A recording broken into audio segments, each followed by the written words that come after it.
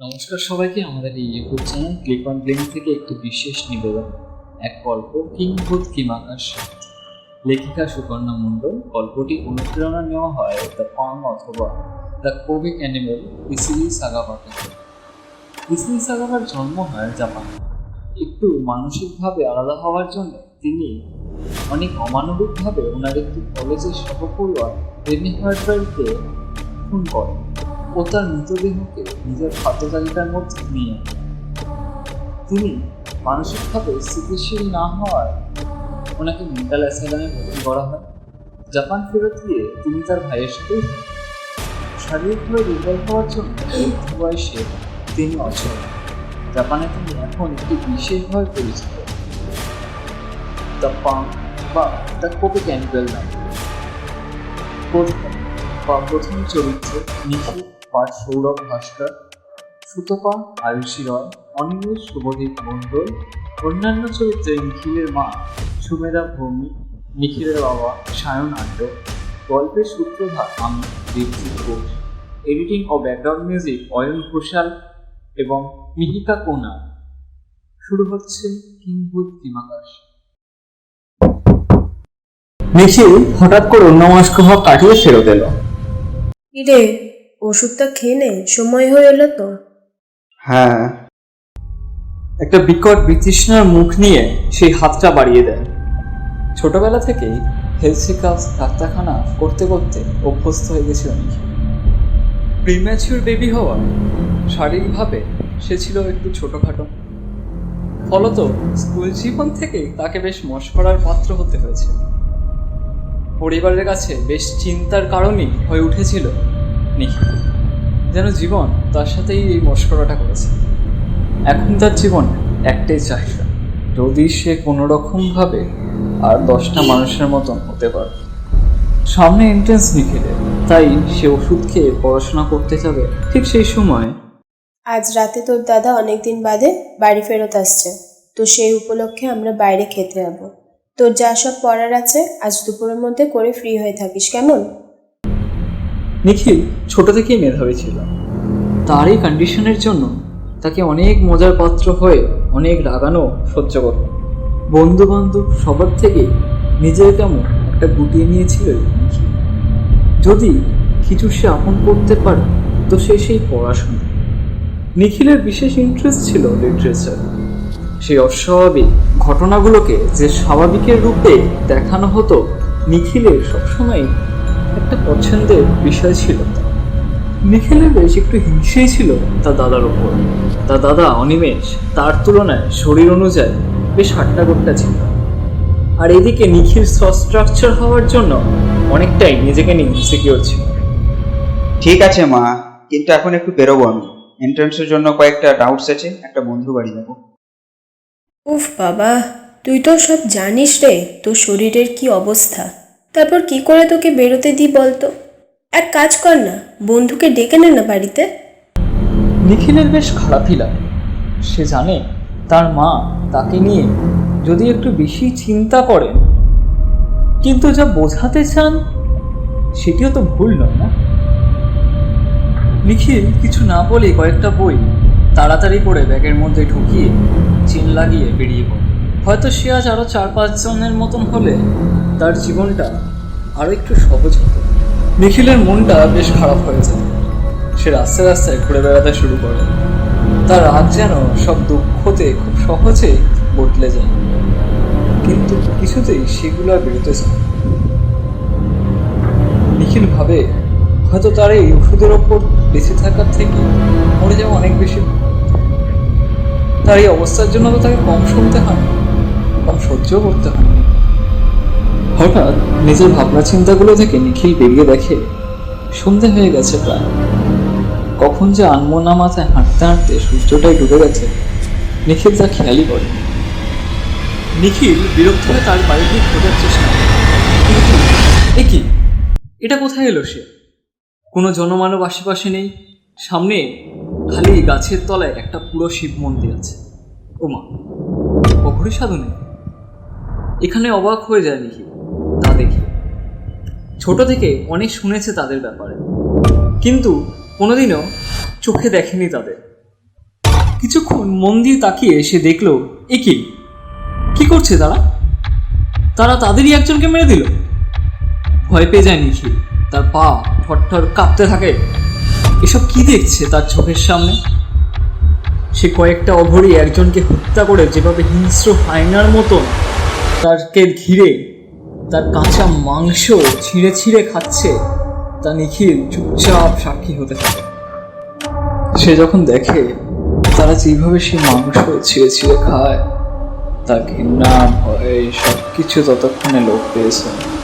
তাদের সেই মাংসের উপর লালসা দেখে যেন তারও ভেতর থেকে একটা দারুণ হতে থাকে। কেমন হবে সেই স্বাদ মানুষের মাংসে? নিজের মুখে নেওয়ার একটা তীব্র ইচ্ছা যেন তার মাথা চাড়া দিয়ে ওঠে। বিচার বিবেচনাকে সম্পূর্ণ গ্রাস করে ফেলে নিখিলে। বাড়ি ফিরতে প্রায় অনেক রাত হয়ে যায় নিখিলে। কি রে নিখিল, তোকে বলেছিলাম না তাড়াতাড়ি বাড়ি আসবি? তোর তোর শরীর ঠিক আছে? হ্যাঁ গো, তুমি কিছু বলবে না? নিখিল, যা কিছু করবি একটু ভেবে কর। এরম এত বেপরোয়ার মতো থাকিস না। আর যাই কর, তোর শরীর ঠিক থাকে না, রাস্তায় এতক্ষণ বাইরে যদি কিছু হয়ে যেত। বাড়িতে এসে পৌঁছালেও সেই দৃশ্যটি তখনও তার চোখের সামনে ভাসছে। সেই লালসায় ডুবে ভোগ করার ইচ্ছা তখনও কাটিয়ে উঠতে পারছে না নিখিল। অনিমেষ হঠাৎ এসে নিখিলের পিঠে একটা চাপড় দিয়ে বলে, ভাই কোথায় ছিলিস? সে তার মা বাবার দিকে একটা হতাশ মিশ্রিত রাগের চোখে তাকায়। হয়তো সে বুঝতে পেরেছে যে তাদের চিন্তা নিখিলকে নিয়ে একটা প্রতিবন্ধী ব্যক্তির মতন অনুভব করায়। তাতে তার বাবা মা দুজনে একটু চুপচাপ হয়ে যায়। নিখিল খালি সেই ঘোরে এখনো আটকে থাকে। হঠাৎ সে যখন তার দাদাকে চোখের সামনে দেখে, তার সে মানুষের কাঁচা মাংস ছিঁড়ে খাওয়ার তীব্র ইচ্ছা তাকে আবার চাড়া দিয়ে ওঠে। সেই পেশি ভর্তি দেহ খালি মাথায় আসে।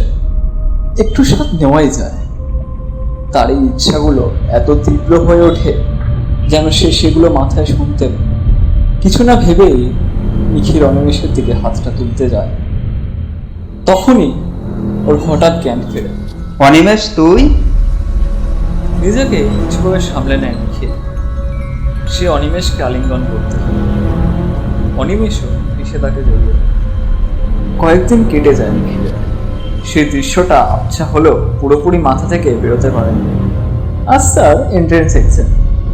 সে পরীক্ষার খাতায় কোশ্চেন পেপার দেখে লিখতে যাবে, হঠাৎ রিমন্ড লিন্ডম্যানের 10% ল অফ এনার্জি ফ্লো দেখে তার মাথায় খুবই একটা অদ্ভুত ধারণা আসে।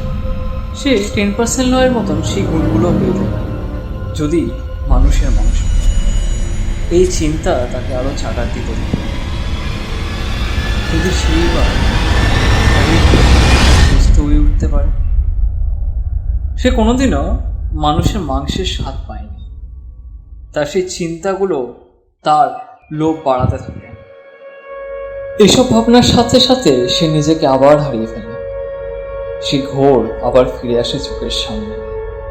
ভেসে ওঠে সেই দৃশ্যগুলো, সেই রক্তমাখা মাংসের স্বাদ, সে কাঁচা আহত নিথর ঠান্ডা দেহকে ঘিরে দল বেঁধে ক্ষুধার্ত শকুনের মতন ধীরে ধীরে গ্রাস করা। জ্ঞান ফেরে তার পরীক্ষার শেষের 15 মিনিট ওয়ান এন্ডেলে। সে দেখে তার ইতিমধ্যেই 3 ঘন্টা পেরিয়ে গেছে। কিছুভাবে সে পরীক্ষাটি শেষ করে বাড়ির দিকে রওনা দেয়। পরীক্ষাটা ভালো হয়নি। আরো সময় পেলে হয়তো আরো বেশি মার্কস পেতে পারতো নিখিল। কিন্তু এখন নিখিলের যে অবস্থা, তার কাছে কিছুই আর গুরুত্বপূর্ণ না। সে খালি কেমন একটা আনমনাভাবে ডুবে যাচ্ছে। তার কাছে পরীক্ষা, মার্কস, কলেজ, পরিবার, বাড়ি কিছুর আর মানে নেই। সে খালি যেন উন্মাদ হয়ে গেছে। খালি চোখের সামনে মনে পড়ে যাচ্ছে সেই দৃশ্য, সেই লালসায় মাখা মাংসের খিদে, আর তার ও সেই তীব্র ইচ্ছা। সে আবার এই ঘোরে সেই পুরো মন্দিরের দিকে যায়, যেন কিছু একটা বশ করেছে। তার কোনো নিয়ন্ত্রণ নেই নিজের শরীরে। আগুরিদের মতন সেও নিজের হয়তো চেতনা হারিয়েছে। ছুটে যাচ্ছে সে রক্তের গন্ধেতে, তার সেই কৌতূহলের বশত তৃষ্ণা মেটাতে। হ্যাঁ ঠিক, নিখিল গেল সেই পুরো মন্দিরে। সারাটা জায়গায় ছড়িয়ে আছে বহু পচা গলা মৃতদেহ, কিন্তু এ কি, কেউ নেই কেন পাশে? সাধুরা কোথায় গেল? হয়তো নিখিল এটারই অপেক্ষায় ছিল, এটাই তার সুযোগ। সোজা টানে চলে যায় একটি মৃতদেহের কাছে। এক টুকরো মাংসের স্বাদ নিজে কৌতূহলে ডুবে যাওয়ার জন্য মুখে তুলতেই গাটা গুলিয়ে ওঠে। সে গলা পচা মাংস মুখে নিতেই তবুও তার মনে কেমন একটা আনন্দ, তার শরীর নিতে পারছে না, তা কেমন একটা অদ্ভুত আনন্দ ছড়িয়ে উঠছে ওর মাথায়। উন্মাদের মতন সেই দেহ থেকে ছিঁড়ে ছিঁড়ে খেতে থাকে সেই গা গুলিয়ে দেওয়া মাংস। সে যেন ইচ্ছির স্বাদের আনন্দ ডুবে যায়। বমি করতে করতে অজ্ঞান হয়ে যায় নিখিল। নিখিলের চোখ খুলে কিছু সময় পর উঠে দেখে, কোথায় সেই মন্দির, কোথায় সেই অঘরী, কোথায় গেল সেই পচা গলা মৃতদেহ যেটাকে নিখিল খুবলে খেয়েছিল? সবই কি নিখিলের ভ্রম ছিল? না তো, সেই স্বাদ এখনো নিখিলের মুখে লেগে আছে। কেমন একটা উন্মাদিত আনন্দে নিখিল মত্তহারা। সে গা গুলিয়ে দেওয়ার স্বাদটাও কেমন একটা শান্তি দিচ্ছে, এতদিনের কৌতূহলের তৃষ্ণা মেটাবার একটা শান্তি। উঠতে গিয়ে মাথা ঘুরিয়ে উঠছে নিখিল। অনেকবার পায়ে পায়ে জড়িয়ে পড়ে যায় নিখিল। কিছুভাবে উঠে বাড়ির দিকে এগোয়। বাড়ি ফিরে সে বাবা মায়ের ঝামেলায় গুরুত্ব না দিয়ে নিজের মতন করে মুখে জয়ের এক হাসি। আর সে সব বাঁধন ছেড়ে বেরোতে পেরেছে, নিজের বিবেকে আটকানো কারাগার থেকে বেরোতে পেরেছে। সে আজ মুক্তি পেল। কিছুদিন হলো এন্ট্রান্সের রেজাল্ট। নিখিল কিছুভাবে কলেজ পেয়ে যায় খুব কম মার্কসে। কলেজের প্রথম দিন বাড়ির সবাই খুব খুশি। বাবা মা প্রথম দিকে কম মার্কস পাওয়ার জন্য নিখিলকে একটু বকাঝকা করলেও কলেজে চান্স পেয়ে যাওয়ার আনন্দে সবাই মেতে যায়। কিন্তু নিখিল, সে তো আর মানুষের পর্যায়ে নেই, তার কিছুতেই কিছু ভালো লাগে না। তার সেই পিপাসু মন, তার সেই ভিতরে লুকিয়ে থাকা জানোয়ারটা ক্রমশ বেরিয়ে আসতে চায়। কলেজে গিয়ে প্রথম দিন কয়েকজন নিখিলের সাথে কথা বলার চেষ্টা করলে অধিকাংশ তার সেই শারীরিক গঠন নিয়ে হাসাহাসি করে। নিখিল নিজেকে সবার থেকে আলাদা করে নিয়েছিল। সত্যিটা নিখিলও জানতো যে তারা তার উপর দয়া দেখাচ্ছে, যারা তার সাথে আসলে মিশতে চাইছে। নিখিল যেন তার সবকিছুই ত্যাগ করেছে। সে খালি ভাবে যে হয়তো এবার কেউ পেশিযুক্ত ব্যক্তি এলে সে হয়তো শেষে সুস্থ হবে, না থাকবে তার কোনো বাঁধন, না সে অক্ষম বলে পরিচিতি পাবে। সে খালি ভাবে তার সেই মানুষের রক্ত, তার শরীর, পেশি, স্বাদ ছাড় আর কিছুই মূল্য রাখে না, কোনো কিছুই তার ছিল। হঠাৎ একটি মেয়ে থুতপা বলে তার সাথে পরিচিতি করতে আসে। নিখিল না তুমি? আমরা একই ক্লাসে পড়েছি। আমি সুতপা। নিখিল প্রথমবার একটু থতমত খেয়েছে। সে জীবনে প্রথমবার দেখলো কেউ দয়ার খাতিরে এতটা কাছাকাছি এসে কথা বলতেছে। অল্প হেসেই নিখিল এড়িয়ে যেতে চায় সুতপাকে। সুতপা আটকে দেয় নিখিলকে। কি কিছু বললেন না তো? তুমি কি কিছু মনে করলে আমি তোমার সাথে এরকম করে কথা বলতে আসলাম? না না, আসলে আমার একটা কাজ পড়ে গেছে, তাই যেতে হবে। সেম ক্লাসে যখন, চল ক্লাসে দেখা হবে না হয়। সুতপাও মাথা নাড়িয়ে চলে যায়। যদিও ক্লাসে দুজনের চোখে চোখ পড়ে, কিন্তু নিখিল কিছু না বলেই চলে যায়। পরের দিন কলেজে দেখা হতে, আগের দিন তোমার কি হলো যে তুমি এমনি এমনি দেখেই চলে গেলে, কথা বললে না কিছু? নিখিল সুতপাকে দেখে একটু বিরক্তই হয়। ভাবে কেন একটি মেয়ে ওকে এইভাবে গুরুত্ব দিচ্ছে। নিখিল একটু অস্বস্তির ভাব দেখিয়ে চলে যায়।